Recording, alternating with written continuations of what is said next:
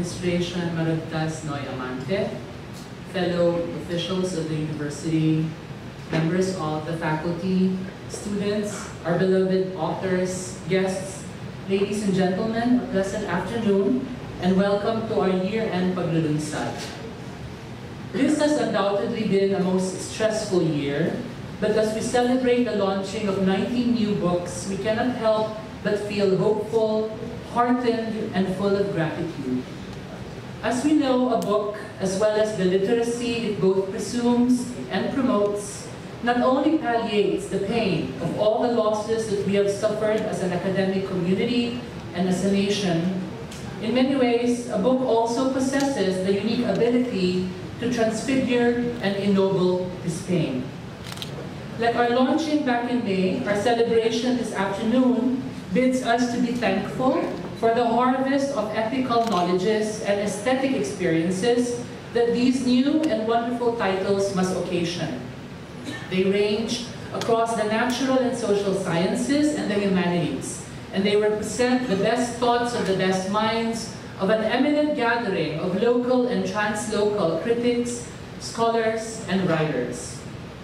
Writing and/or reading, what a book performatively is, presupposes as well as cultivates the ability to enact consciousness and to do so repetitively and enduringly. It extends and proliferates memory, creating a public discourse through which new modes of agency may be said to unfold. Literacy has most certainly been one of the great civilizational milestones on whose cosmologizing narratives modern social formations like the nation are founded. What literacy does, what books do, is help establish a culture of mindfulness and remembering, a culture that sadly only precariously exists in our country, constitutively determined as it still is, as we still are, by an immemorial orality, whose residual but staunchly powerful presence persists to this day. I've been making and speechifying about this particular cultural reading from my very first opening remarks back in the middle of 2011. Literacy is our nation's most important and unfinished project that's actually its condition of possibility.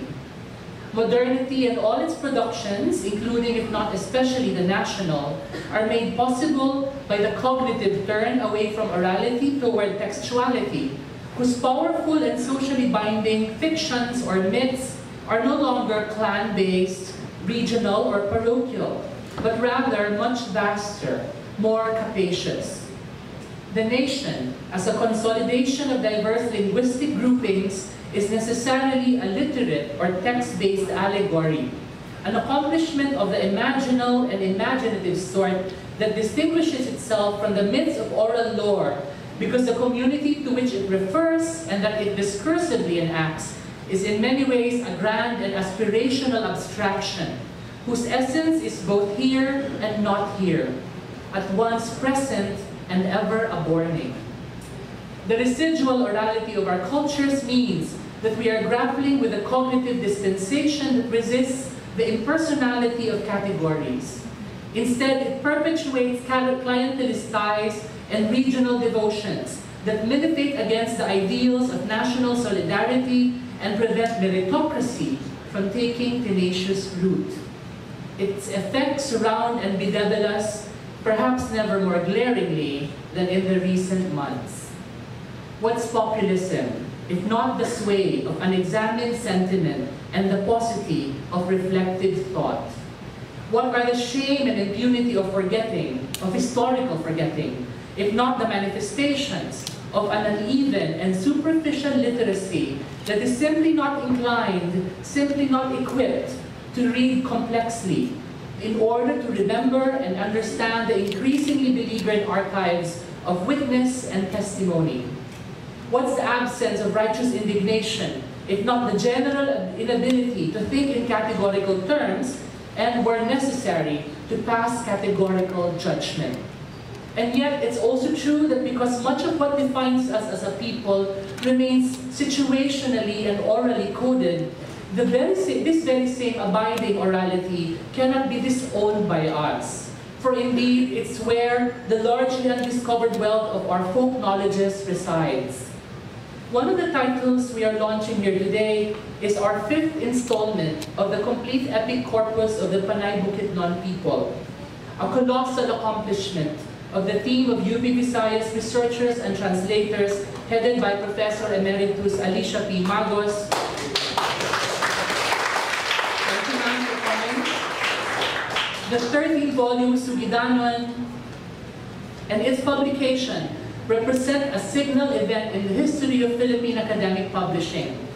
It's certainly one of the UP Press projects that I'm happiest and proudest about. In fact, I consider it my own great fortune that this series commenced during my watch as its director. It strikes me that the epics of our people, because they are myths, can be read in both allegorical and sociological ways. As allegories, these stories are temporal expressions whose referent is transcendent. They thus inform both the rituals and the symbols of the Panay Bukidnon that the Panay Bukidnon have created in order to understand human existence in all its stages. From this perspective, these primordial tales of departure, transformation, and return are not false at all. They are rather about accessing the knowledge and experience of the deepest kinds of truth. Clearly, for the Panay Bukidnon, one such truth is the unity that they recognize as the foundation of all being. While these stories acknowledge the inescapability of duality, male and female, sky and earth, young and old, one and many, friend and foe, living and dead, and of course, good and evil, again and again, their intuition yearns toward transcending such differences by dreaming into the oneness that radiates from the heart of their innermost source. This is an intuition that, because it's expressed metaphorically, urges a complex appreciation of the world. Like all other instances of poetic imagination, it eschews simplistic logic and apprehends many things, shadow and light, all at once. The hero Labao Donggon can be a thief. A monstrous-looking and cave-dwelling sorceress can be a nurturing mother. The dead can be resurrected. Mortals can ascend into the abode of the gods or descend into the realm of the spirits. Enemies can turn out to be long-lost relatives or friends. And denizens of the sky world, from whom earthly creatures may trace their ultimate ancestry, can deign to intervene in human affairs, especially when these are proving to be foolish or unproductive. Indeed, again and again, nature is recognized as irrefutably divine by these tales, as is the humanity from which it springs and is inextricable. Clearly, there's much to be gained from the revisiting of our folk knowledges, if only for the mystical insights that they proffer, insights that can help contemporary artists think in non-dualistic and complex ways. As an antidote to the binaristic agonies imposed on us by the arrival of colonial religion, these primordial stories of initiation and rapture can elicit in us a sense of wonder and awe, inviting us to once again see the mystery of our very lives and of the world we live in, the mystery implicit in all forms. And yet, we need to realize that mythology has other functions too, and it is in regard to these that we can take reflective stock. Reading the Panay Bukidnon epic sociologically, it may be possible for us to embrace as well as register specific demurrals against the oral mind that generated them. This exercise will force us to locate these stories in the empirical worlds within which they originally made sense.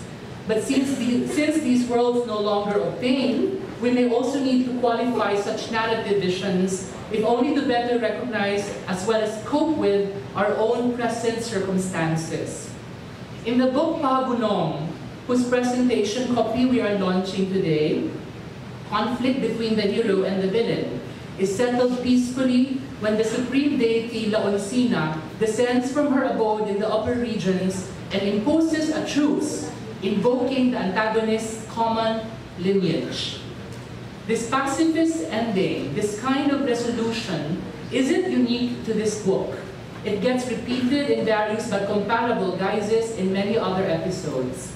It's a resolution that argues for the primacy of sameness despite the mediation of apparent difference, even or especially where it concerns social inequity or the willful commission of injustice by one party against another. Doubtless, a transcendental and unifying intuition informs this notion of justice, but sociologically, it also makes sense, inasmuch as these ancient people lived in a world comprised only of one island, whose villages and settlements were all connected with one another through alliances of marriage or trade. It made sense to appeal to reconciliation based on clan-mediated affinities and devotions, inasmuch as the society concerned was monocultural, demographically small, and therefore in many ways endogamously manageable. The orality that constituted these myths efficiently served its purpose because this world was not remotely a nation in the modern sense. Its idea of community was not so much imagined as ritually performed. Each and every time the villagers gathered around the chanter to listen to the public performance of these tales, whose referents were identifiably themselves. Just now it occurs to me, the self that the oral mind emanated from and acted and nourished was a communal and not an individual self. This was a self that interpreted its locality's familiar stories in collectively performed and public ways. This was a self whose interest was inseparable from the interest of the community to which it belonged. In other words, oral subjectivity emerged out of a personalistic and mostly socially cohesive world where interrelationships were directly mediated through elders and clan leaders and where meanings were of necessity ritualistically performed and shared. The nation, by contrast, finds its cogency in its being imaginatively proposed across gulfs of diversity and numerousness.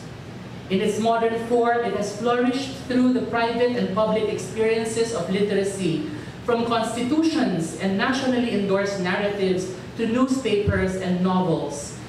Negotiated as these have been through print capitalism and all the imaginative and national language-based literatures that it has spawned. The literate mind is necessarily individualistic. Reading/writing is a solitary experience that repeats the self to itself, instating and congealing its ontological separateness from others.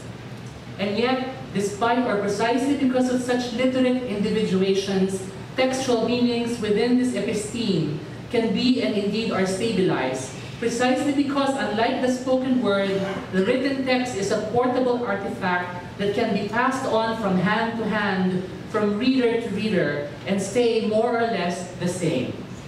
Among other things, the written text has come to embody a form of attentiveness and semantic uniformity that have allowed textual consciousness to explore syntactical structures that move past the iterative, additive, and conservative sentence patterns to which orality, if only to stanch and organize the ebb and flow of memory, is of necessity committed.